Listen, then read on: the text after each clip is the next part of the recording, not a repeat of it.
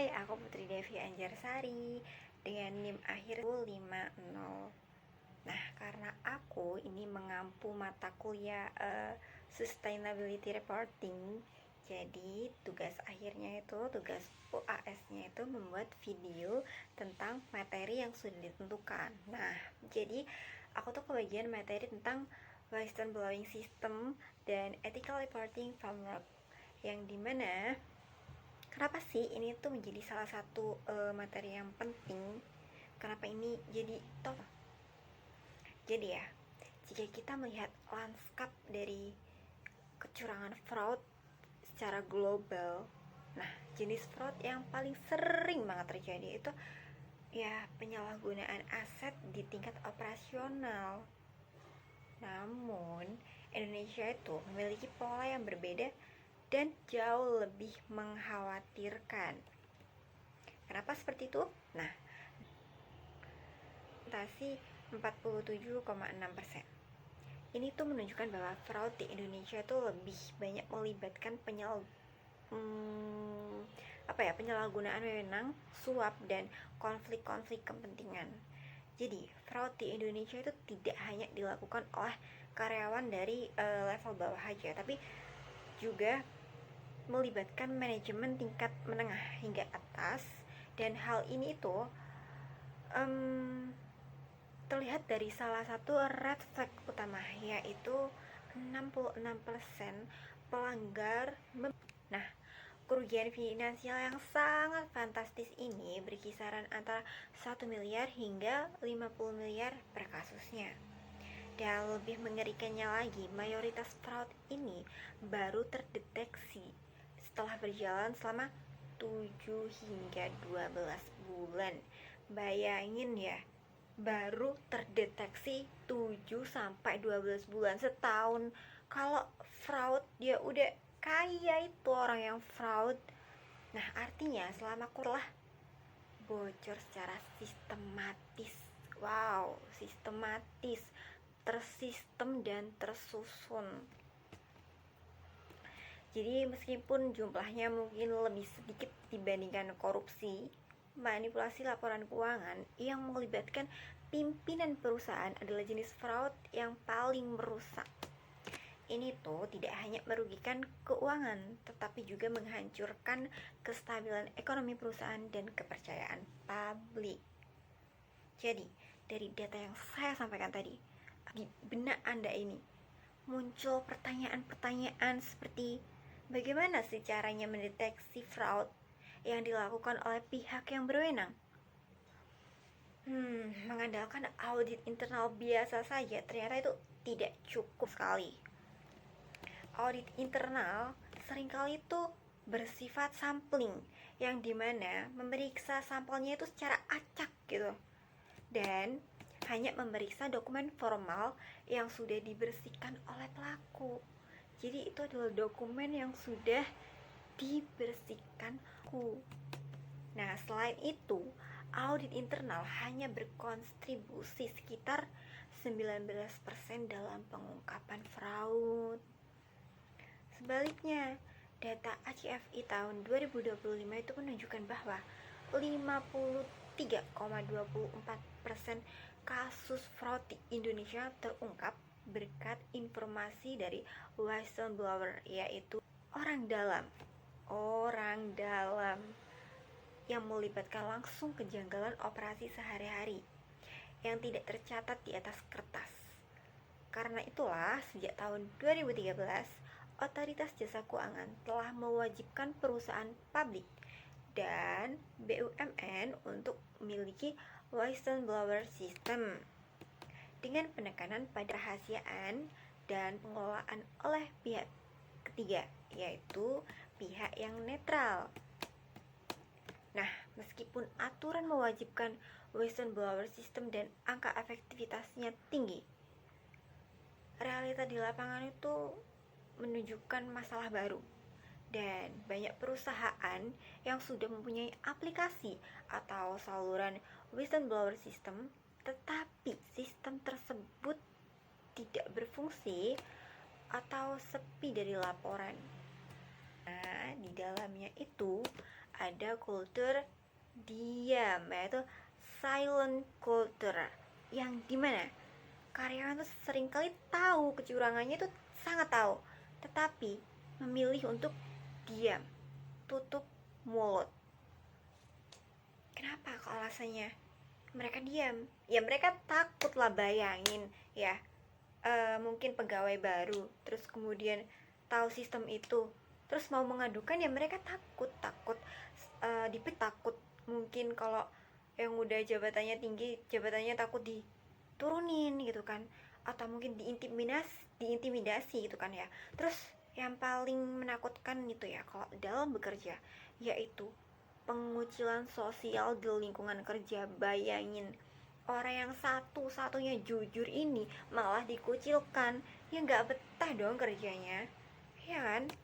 Nah, jadi jika manajemen puncak tidak serius menindaklanjuti laporan, whistleblower ini dianggap hanya memenuhi syarat regulasi tanpa ada kejelasan proses investigasi, kepercayaan karyawan akan hancur. Dan karyawan akan berpikir, untuk apa saya melapor jika ujung-ujungnya saya yang menjadi incaran? Jadi lebih baik saya tidak usah melapor, benar bukan?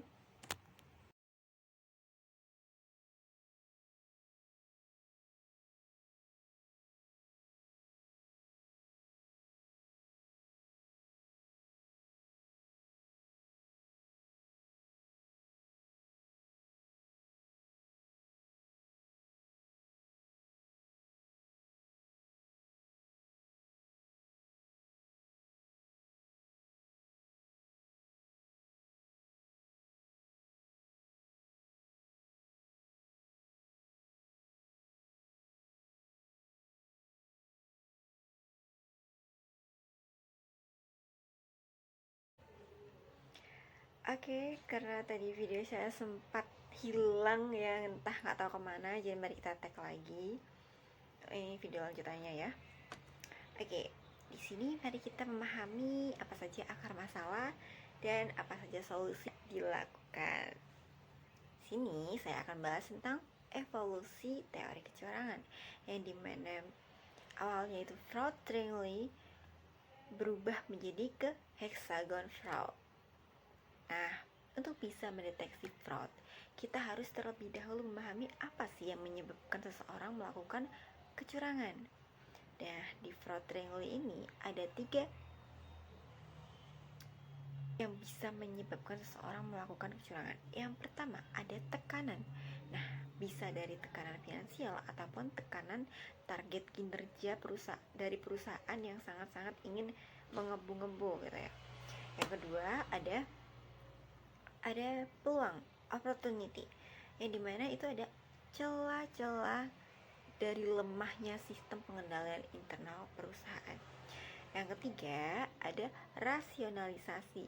Nah, ini merupakan cara pelaku untuk membenarkan bahwa tindakannya itu benar gitu. Contohnya kayak, saya hanya meminjam, nanti saya akan mengembalikan gitu, tapi ujung-ujungnya lupa. Terus kemudian jadinya kayak semua orang aja di sini juga bisa melakukan itu, masa saya enggak gitu. Jadi dia berasionalisasikan tindakannya itu. Tapi di lingkungan korporasi besar seperti badan usaha milik negara, model segitiga fraud ini itu dianggap kurang memadai. Maka dikembangkanlah menjadi hexagon fraud, yaitu model 6 sisi. Terus yang menambahkan 3 elemen baru di Indonesia saat ini ya, banyak terjadi fraud. Apa sih tambahannya itu? Yang pertama ada kapabilitas, yang dimana di sini itu pelaku punya keahlian teknis atau jabatan yang memungkinkan dia untuk mengeksploitasi sebuah sistem. Contohnya ya seorang manajer keuangan yang paham persis cara mengakali auditnya gitu. Jadi kalau seseorang udah ahli itu kayak dia bisa melakukan celah gitu dengan yang sangat terstruktur. Kemudian selanjutnya ada arogansi. Nah, sikap si pelaku yang merasa bahwa dirinya itu kebal hukum dan superior. Jadi mereka itu merasa aturan tidak berlaku bagi mereka karena jabatannya yang sangat-sangat tinggi atau kontribusi mereka bagi perusahaan itu sangat besar. Jadi mereka tuh merasa gini, perusahaan itu butuh gue kok, nggak mungkin perusahaan itu mecat gue kan punya potensi, gue di sini udah ahli gitu. Dia merasa superior, dia merasa sudah memberikan dampak yang signifikan terhadap perusahaannya. Terus kolusi, nah ini tuh bentuk dari kerjasama antara individu untuk mengalahkan sistem pengendalian. Ini juga biasanya faktor yang paling dominan ya, yang berada di badan usaha negara milik negara. Karena biasanya mereka saling kerjasama untuk ya itu melakukan fraud. Nah, jadi badan usaha milik negara yang dimana kolusi sering terjadi pada tahap pengadaan barang atau mungkin jasa. Nah, selain itu, manipulasi laporan keuangan juga dominan dilakukan oleh manajemen puncak untuk menutupi kerugian agar terlihat tetap untung. Jadi, mereka melakukan fraud dan sekaligus menutupinya agar nggak kelihatan. Nah, kombinasi antara peluang dan kolusi ini yang membuat fraud di badan usaha milik negara bernilai sangat fantastis dan sulit dibongkar. Maaf ya kalau ada suara motor lewat, ya emang di dekat jalan raya ya. Kemudian jika fraud dilakukan secara sembunyi-sembunyi dan tidak ketahuan, kemudian melibatkan orang-orang yang berwenang, satu-satunya cara untuk membongkar adalah dengan orang dalam. Namun melaporkan atasan sendiri adalah hal yang menakutkan bagi karyawan atau mungkin bawahannya. Tetapi ada dua motivasi nih yang bisa mendorong seseorang untuk menjadi whistleblower, yaitu menjadi seorang pelapor. Yang pertama yaitu altruisme, altruisme itu motivasi moral atau etis. Ini tuh dorongan dari dalam diri pelapor yang berkaitan dengan nilai moral, integritas, etika profesi. Jadi pelapor merasa tidak tega lihat perusahaannya atau negaranya dirugikan. Terus mereka melaporkan, seperti itu. Kemudian yang kedua, insentif, yaitu motivasi eksternal atau finansial. Tidak semua pelapor itu melaporkannya karena didorong oleh idealisme murni dari hatinya, tetapi juga kadang-kadang karena ada insentifnya juga. Karena banyak yang ragu melaporkan karena resiko yang ditanggung itu sangat besar. Jadi kalau nggak ada insentifnya ya ngapain gitu loh. Dan insentif ini berapa kali oke lah untuk dijadikan iming-iming. Nah, jika piston blowing system adalah mesin pendeteksi fraud, maka ethical reporting framework adalah bahan bakar yang membuat mesin itu berjalan.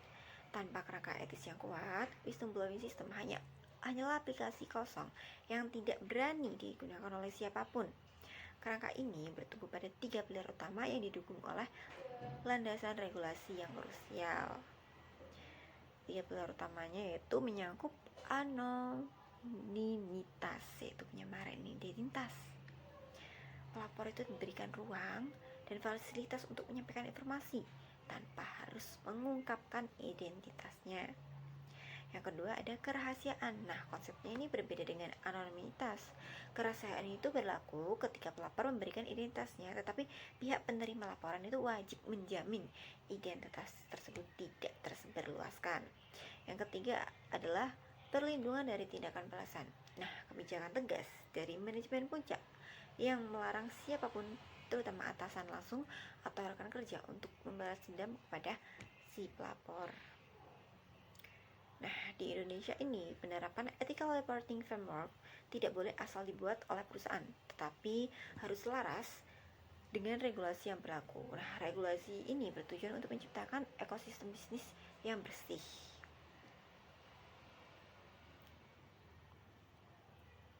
Dan regulasinya itu ada dari penerapan pedoman tata kelola perusahaan terbuka, terus sistem manajemen anti penyuapan, atau mungkin perlindungan sanksi dan korban. Nah, selain 3 pilar itu ya, kerangka pelaporan etis ini membutuhkan lingkungan yang subur, yaitu iklim etis organisasi, di mana lingkungan kerja yang menjunjung tinggi integritas, transparansi, dan keadilan akan mengurangi rasa takut serta meningkatkan kepercayaan diri si pelapor. Jadi, integritas nilai-nilai moral seperti konsep amanah dan keadilan dalam budaya kerja sehari-hari akan memperkuat fondasi etis. Ketika karyawan merasa perusahaannya itu dibangun atas dasar nilai keagamaan atau mungkin moral yang kuat, mereka akan merasa lebih bertanggung jawab untuk menyelamatkan perusahaan dari tindakan koruptif. Jadi itu saja dari saya. Semoga ini sedikit bermanfaat, dan ini bermanfaat bagi saya karena bisa menyelesaikan UAS. Terima kasih. Wassalamualaikum warahmatullahi wabarakatuh.